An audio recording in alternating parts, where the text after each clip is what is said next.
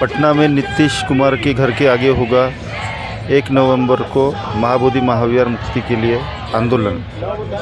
दिल्ली जंतर मंतर पर हुए महाबोधि महाविहार मुक्ति आंदोलन पर बहन मायावती जी ने प्रेस वार्ता कर सरकार को जानकारी दी।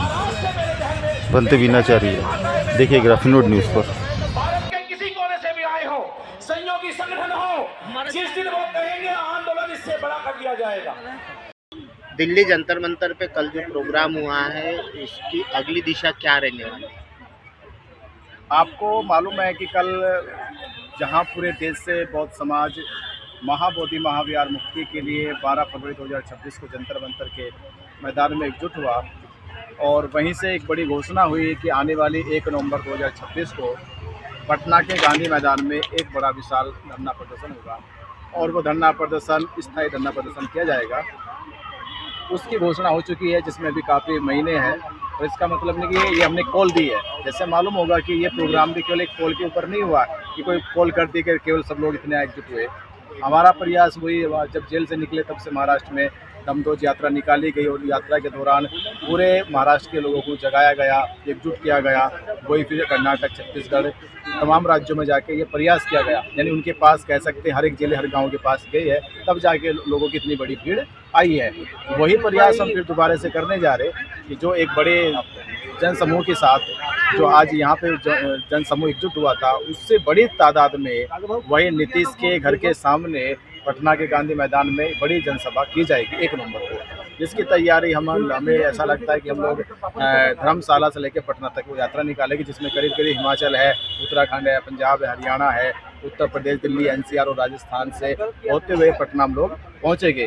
तो इसमें इसके दौरान भी कई राज्यों में हमारा ये जनसंवाद यात्रा के या दमदोज यात्रा के माध्यम से लोगों में जागरूकता पैदा करेगा और धीरे धीरे ये जनसमूह जो है फिर लाखों में तब्दील हो जाएगा आने वाली 1 नवंबर तक। बंदी जी को जो जंतर मंदिर इतना जन विशाल कार्यक्रम हुआ है, इसमें क्या अड़चन आई और कल का जो वातावरण था कि अपनों को परमिशन के वजह से जल्दीबाजी में टाइम, ये सब विषय का क्या मसला? देखिए, जब आप देखते, जब आप ताकत से आते हैं तो अक्सर यहाँ की जो दिल्ली प्रशासन है, दिल्ली सरकार है, वो हाई अलर्ट पर हो जाती है और केवल आपके यहाँ हाई अलर्ट केवल 12 तारीख को नहीं या 10 तारीख को हाई अलर्ट लग गया था।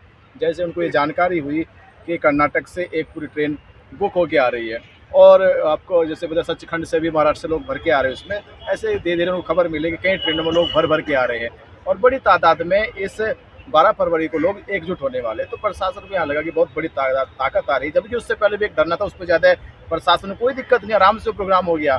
पर इसको लेकर सरकार में और प्रशासन में बहुत बड़ी बेचैनी बनी रही।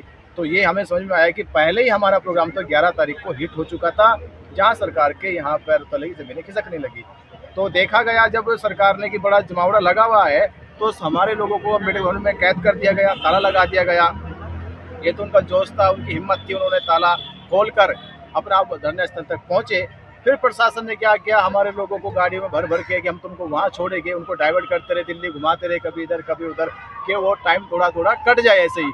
तो ऐसे इन्होंने बहुत प्रयास किए कि पब्लिक ज़्यादा वहाँ ना पहुँचे। उसके बावजूद भी जितने डाइवर्ट करने के बाद भी वहाँ पर हज़ारों लोग थे, पूरी दिल्ली में लाखों लोग जो है इधर उधर घूम रहे थे, जहाँ प्रशासन ने कहीं बैरिकेड लगाया, कहीं बसों भरा, कहीं प्रशासन ने डराया लोगों को, कहीं यात्रा रोकी उनकी। उसके बावजूद ये लगता है कि प्रशासन को हमारी इस ताकत का पता चला। और बड़ी खबर ये है कि उसी साथ साथ मंच पे आपने देखा होगा कि तमाम दलों के लोग वहाँ पर समर्थन देने के लिए आए। लोग हाउस चलते हुए भी वहाँ पर पहुँचे हैं, जिसमें कांग्रेस पार्टी के लोग रहे हैं, चंद्रशेखर आज़ाद आए हैं और एनडीए के सरकार के मिनिस्टर लोग भी आए हैं। तो ऐसा नहीं कि एक ही पार्टी को, कई पार्टी के लोग आए हैं। और कल भी बड़ी जानकारी हुई कि उत्तर प्रदेश की पूर्व मुख्यमंत्री मायावती जी ने भी कॉन्फ्रेंस करके, यानी 1 साल के इस आंदोलन में वो कभी नहीं बोली, पर उन्होंने कल कॉन्फ्रेंस करके विशेष तौर पे एक बात नहीं, कम से कम 5 मिनट का बड़ा कॉन्फ्रेंस करके पूरा बात बताई कि बौद्धों का आंदोलन चल रहा है, उनमें आक्रोश है और सरकार उनकी बात सुने। दिल्ली में काफ़ी बड़ा संख्या में लोग एकजुट हो रहे हैं। तो ये हमारी ताकत है कि हमारा मैसेज जो है भारत के कई राजनीतिक बड़े बड़े दलों तक पहुँचा है, जिसकी अब ये भी खबर आ रही है कि हो सकता है कि 23 तारीख को हमें जानकारी मारा कि बिहार के मुख्यमंत्री नीतीश कुमार से मुलाकात होने की भी संभावना बनती जा रही है। यही असर पड़ा इस प्रोग्राम का कि माइनॉरिटी कमीशन ने जो है 18 और 19 नवंबर में 19 फरवरी को बोधगया में एक बड़ी विशेष मीटिंग बुलाई है। तो कुछ अच्छे होने के हमें आशंका दिखाई दे रही है।